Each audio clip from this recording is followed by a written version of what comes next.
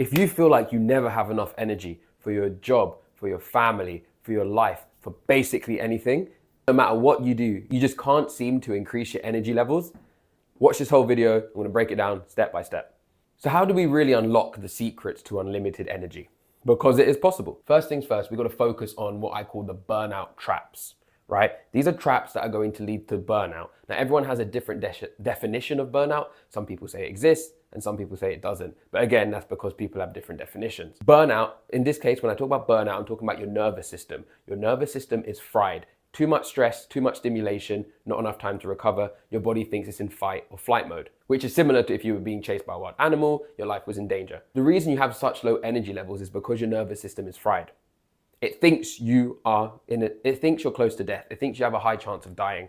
When in reality, you're not. It's just that your desk job is providing stress. You've got loads of meetings, you're sitting down all day. It interprets that stress the same way it would as if you were being hunted down by a wild animal or your life was in danger. So in the modern day, how can we get rid of this? Trap number one is alarms and low sleep. When you're not getting enough sleep, your body isn't getting enough chance to recover. Your cortisol levels are high, which means your stress is high. Your body had a chance to recover from all the stress of the day. So when you're not having enough sleep and you wake your body up with a loud alarm, the minute you get up, your body goes into fight or flight mode again. It panics, cortisol level spikes because you're so stressed. That's why in the moment you wake up, you feel stressed, you feel nervous, you don't know what's going on, but you've got high energy, and then it almost dips immediately once you get up and start going about your day. So what you need to do is focus on getting better quality sleep, better duration of sleep, and then you won't even have to worry about the alarms as much. So first and foremost, focus on the quality of sleep. A lot of people will say they don't have time to have extra sleep, which I totally understand, because after a certain point, you can't get any more sleep. But what you can do is increase the quality of your sleep. And this is as simple as avoiding blue light by wearing blue light blocking glasses, stopping work a couple of hours before bed, doing some form of meditation, making sure the room is cool enough so you can have a good quality of sleep. For some people, like I used to, might be using mouth tape or nose strips so you have better airflow when you're sleeping. These are all things you can do to increase the quality of your sleep, and then you won't even need an alarm to wake up because your body will be able to sleep so much better. And when you do have an alarm, you won't be as stressed because your body has had a better chance to recover. Now, when it comes to alarms, you should get, and I've done this myself and it changed my life, is get a sunrise alarm clock. It slowly simulates the sun. So as you're waking up for the 20 minutes before, it slowly gets brighter and brighter. This is how the body was meant to wake up because humans used to be outside. And it allows your body to wake up naturally even before you've actually woken up. And then when the alarm goes off, you can have bird noises, some sort of natural sound, and the body wakes up nice and gradually, and you don't have that stress.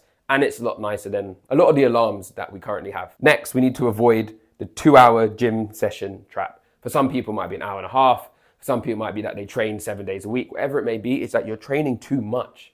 And you can train too much. Too much of a good thing is a bad thing. You may want to train more. You might really enjoy it. I myself love training. In fact, I used to train 2 to 3 hours a day, 6 days a week, on top of working my corporate job. It doesn't work because your body doesn't understand the difference between the stress of working out and the stress of having a job. It interprets them all as stress. There's only so much you can recover from at any given time.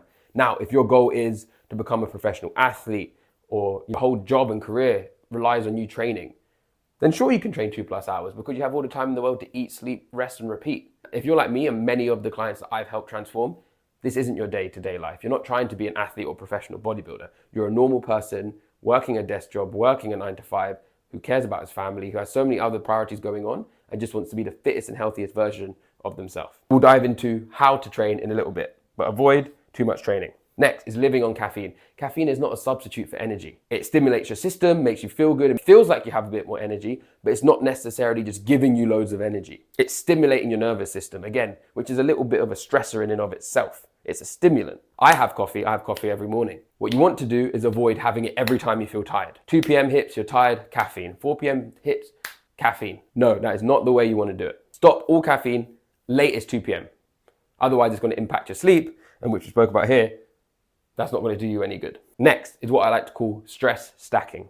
I touched on previously, stress for your body comes from work, training, and your lifestyle. It doesn't know the difference. Whether you're stressed because you have money problems, whether you're stressed because you're working too much, whether you're stressed because your boss is mad at you, it doesn't make a difference. It's all stress. We need to avoid stacking so many of these things and focus on reducing this stack.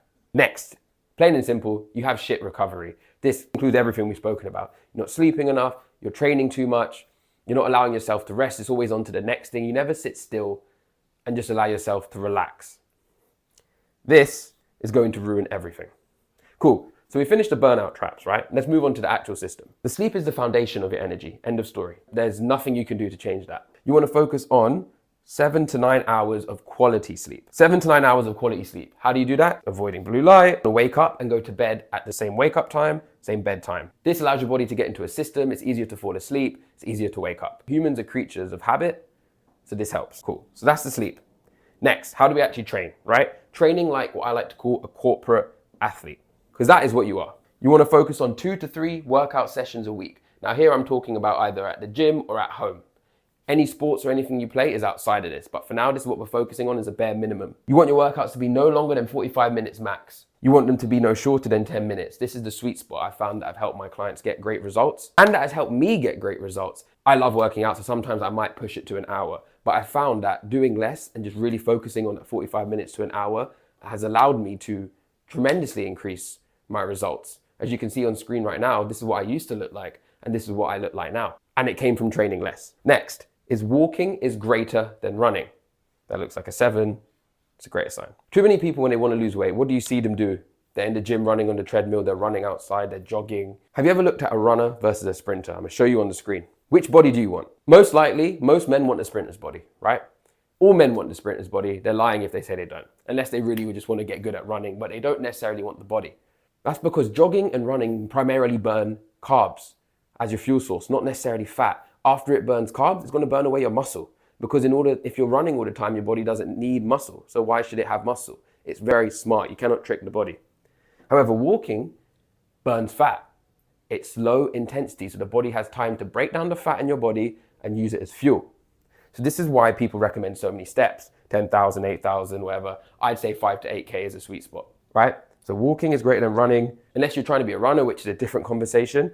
But for this topic of unlimited energy, walking is greater than running. Next, you want to be avoiding injury. How do you do that? You need to rest, recover, etc. But you also need to warm up correctly in the gym, and you also need to stretch and work on your mobility.